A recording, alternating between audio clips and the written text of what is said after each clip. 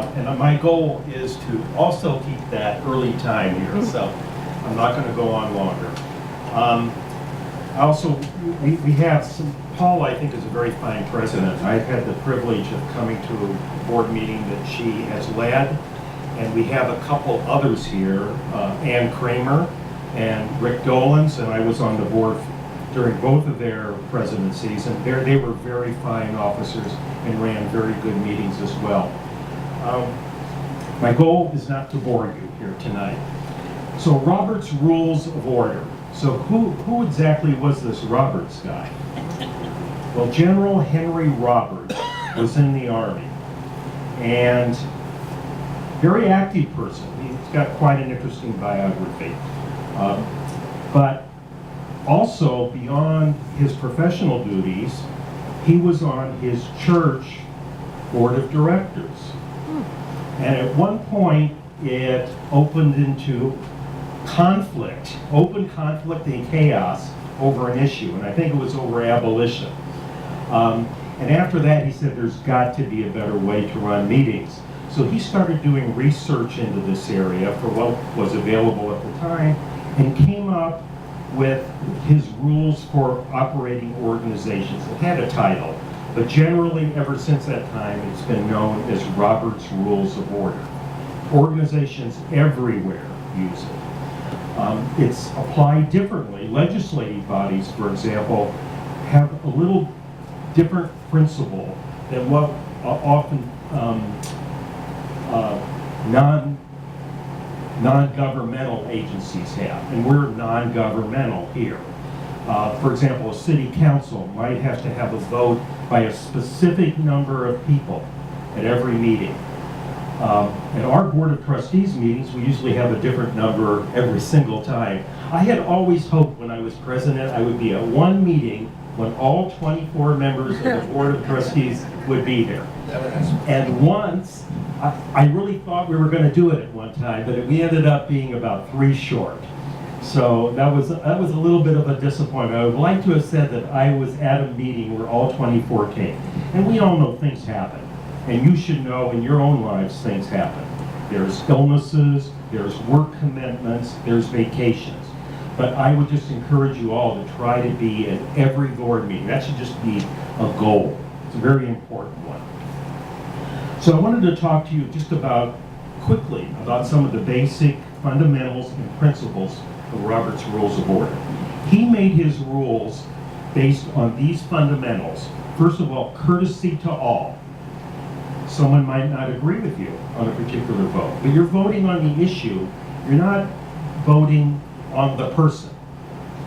One item at a time. When you're discussing something at a board meeting, you're just going to do one motion or one discussion at a time. The majority rules, whether it's a majority of one or whether everyone votes for something. You respect the rights of the minority, those who are not in the majority and do not win a particular motion. Justice for all, another important fundamental, and partiality for none. Okay. You as new board members are the same as every board member who has been on that board for 10, 15, 20 years. From your first meeting on, you count as a board member.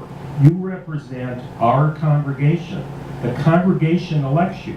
You weren't elected by the rabbi, you weren't elected by the president, you weren't elected by the Board of Trustees. You were elected by the congregation. So keep that in mind. What are the basic principles? Well, the organization is paramount, all members are equal, an established minimum number of voting members must be present to transact business. Now, normally, we hope that we have at least 12 of our 24 trustees, which is specified in our Constitution, available at each Board of Trustees meetings. Does it always happen? No. But all board members know when the board meetings are. They're not a surprise to anyone. And we have to conduct business. So usually those board meetings will go on. If there were some important issue like sale of property, where we're going to sell the temple and move it someplace else, well then you want to try to have everyone there. And you might not conduct that business with a smaller meeting. I won't don't think we're going to be selling anytime soon, but as I mentioned before, there's only one main topic at a time. There must be full debate before action. It's not appropriate for someone to make a motion and then for someone, and I'll explain this a little bit more later, to call the question so that a vote can be taken immediately. You need to explain the motion. You need to hear from people, perhaps on both sides of the motion. And usually there will be people on both sides. Very important. An issue is the item under discussion, never the person who made it. And a question, once settled, may not be presented again at the same meeting. There are certain votes that will also require a 2/3 vote instead of a simple majority. And let me just talk about what a majority is. If we were a legislative body, the majority, and let's say there was a 7-member city council, a majority would be 4 members, okay, voting. But that's not how it works in non-legislative bodies. A majority is a majority of the people who vote on an issue. And by voting, that means voting yes or voting no. People who don't vote at all are not counted. Okay, so a vote, you might have 10 people, or let's make it accurate here. We have 12 people at the meeting, only 10 vote. So what is a majority? That would take 6 yeses. What about those people that didn't vote though? They just don't count. And they are actually abstaining from voting. You should try, as trustees, not to do that very often. When is it really important that you do abstain? Well, if you have a personal interest in the subject that's being discussed, for example, it might be salaries, and let's say someone else in your family is employed by the temple, then you don't want to vote on that particular issue. Other than that, if you don't understand an issue, you always have the right to abstain, but try not to do it. It's not a good practice. You're elected to understand these issues and then to vote on them. So please try to do that. Okay. Someone makes a motion at a meeting. In order to discuss it, it requires, first of all, someone to second the motion. So you have to have at least 2 people that are in favor of talking about a motion. Otherwise, you don't discuss it. And that makes sense. Obviously, you have to have more than 2 people to vote to accept for the majority. So you need to have at least 2. Then you have discussion. And this is where things can sometimes get wild at meetings. What is suggested in Robert's Rules of Order is that each person only talk twice on any motion. Only twice. So you should really be thinking about what you do. In practice, sometimes that's not utilized. And when I talk about in practice, I'm talking about here. Okay, sometimes people talk more than that. But it shouldn't be one person says something on one side, another person says something on the other, then the first person comes back again to counter what the last person said. Try not to do that. That's waste a lot of time. It's best to kind of hear all the comments and then if you want to speak again, to do so. And one of the important things in the board meeting itself is to be visually acting. In other words, watching what's going on. Very important, and I'll tell you why. Oftentimes there'll be still many hands up in a discussion. Of course, the presiding officer, the president, is the one who's calling on people. And then someone will call the question. Now, the official name for that is previous question, but what it effectively does is stop debate. In other words, someone has decided it's time that we go on and take a vote on this particular issue. You should take a close look. You know, if nobody else's hands are up and it looks like the board is ready to take a vote, that is in order and you should go ahead and do it. It can't be rescinded though. So once it is moved, someone needs to second it. And then if that happens, you have to go ahead and vote on calling the question, which means closing debate. And because this limits the rights of members, it takes a 2/3 vote, always, not just a majority. Anything that limits the rights of members takes a 2/3 vote. So you take the vote, if that passes, then you vote on the motion. 2/3 vote of the people voting. Okay. So, but again, it takes more than majority. So by being visually active in the meeting, you can see what's going on.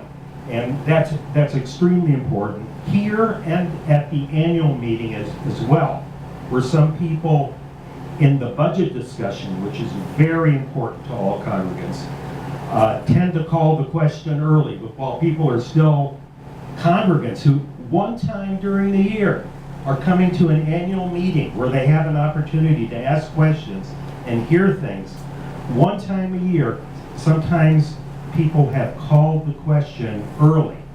And it's up to the president to kind of watch for that too, because the president can at least say something like, well, I still see there are hands up.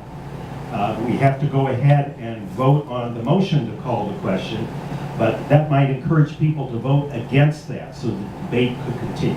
Okay, the other thing that gets confusing sometimes in motions, let's say there was a motion that someone on the board made, a committee, to spend $10,000 to improve something. Let's say it's a parking lot. And discussion starts, and someone says, well, we've gotten estimates on that before, and it really looks like it's going to be $15,000, not $10,000. Now the motion is for $10,000. So that person could make an amendment to increase the amount in the original motion to $15,000. It needs a second. Then you start talking just about the amendment. In other words, just about the $15,000 versus the $10,000. Not about whether you're going to do this at all. So you talk about that. You then will take a vote on the amendment. And let's assume it passes. Then you go back to the original motion, which has been amended now to say 15,000 instead of 10,000, and you take a vote on the original amendment. Let's take the other case. The amendment fails. No, people felt 10,000 is enough. So that the amendment failed. You still go back and vote on the original motion. Okay, so that voting on the amendment is just the amendment. It's not the original motion. After the amendment is voted on, you go back to the original motion. And it's not too complicated, and I think many of you have done this in other organizations, but it is important. What about who runs the meetings? Well, of course, the president runs the meeting. That's what you will be electing. You elect the officers. We, the congregation, elect you, and you elect the officers. So we, the congregation, trust you to elect good officers. The presiding officer is the one who runs the meeting. There can be a case where maybe the presiding officer wants to vote on a particular motion. I think this happened with Rick at one of the meetings I attended with him. He could turn the meeting over to in this case, I guess the executive vice president, used to be the first vice president, to actually run and preside, and then he could vote. But otherwise, he wouldn't be able to vote, with a couple of exceptions.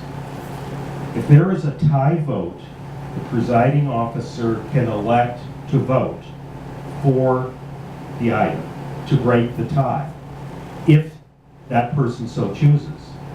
If the person doesn't choose to do that, it ends in a tie vote and the motion does not pass. Okay? So that's how a presiding officer even has a chance to have their voice heard if they wish to do so, but they don't have to do that. There will be executive sessions of the Board of Trustees. And these are usually called to discuss personnel issues. Remember, the minutes of what goes on at the board meeting become public. They're other people outside the current board will see them. They're available for congregants to look at the annual meeting. But things that happen in executive session are not seen.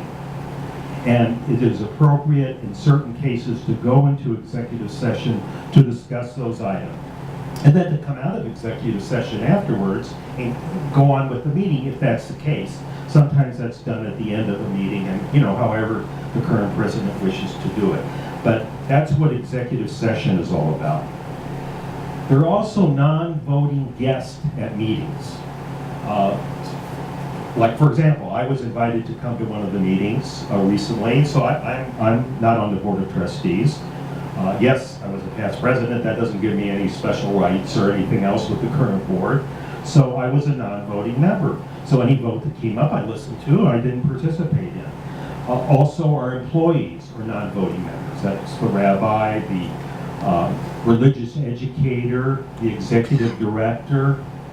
They often attend and they make reports, but they're non-voting members of the board. So the board meeting is completely run by our president. And let me see if I have anything else to tell you about. I mentioned about attendance and about also it's important to do your best to try to attend the annual meeting. Oftentimes we don't have very good attendance from the current board at the annual meeting. You do all this wonderful work during the year, and then the congregation doesn't get to see you and thank you for that work, and you don't get to kind of participate in the annual meeting. So if it's all possible, make that meeting in May. Very important, in my opinion. And I think that is about all I wanted to talk about.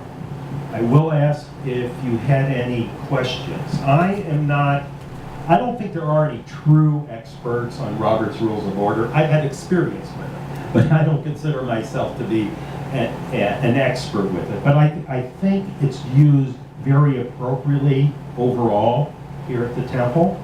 And I hope I've given you a little bit of a feel for this. Also, I would encourage you, this is our Constitution. You probably have seen this. If you haven't, I encourage you to read through it, because that's important that you know kind of, well, who are the officers? What do they do? It's very important to do, and it specifies certain things that the board has responsibility for. For example, what happens if a board member, they get a new job at another city, and unfortunately have to leave the congregation, obviously leave the Board of Trustees. There's an open spot. What happens? Well, it specifies it in our Constitution. It says the board has the responsibility of filling that open slot until the next election, next annual meeting. So it doesn't specify how to do it. You could do it, and it's up to the president to kind of work on this through the nominating committee meeting again. It could be through names coming up through the Board of Trustees. It could be the executive committee of the board talks about it and comes up with a suggestion. But no matter which of those methods it is, the board needs to vote and approve the member. It can't be done individually. It can't be done by some outside group or any partial group of the Board of Trustees. And there is an executive committee of the board, and their job is to expedite things to go on in the board meeting. So you don't get into, let's say, a long discussion about something that wasn't all that well thought out in advance. So they have a very important function to do, but they can't make decisions on your behalf. That's your responsibility. They need to bring up what they're talking about, and if they have a motion, you need to either approve or not approve of that motion. Okay, I'm done. Yes? So a couple questions then.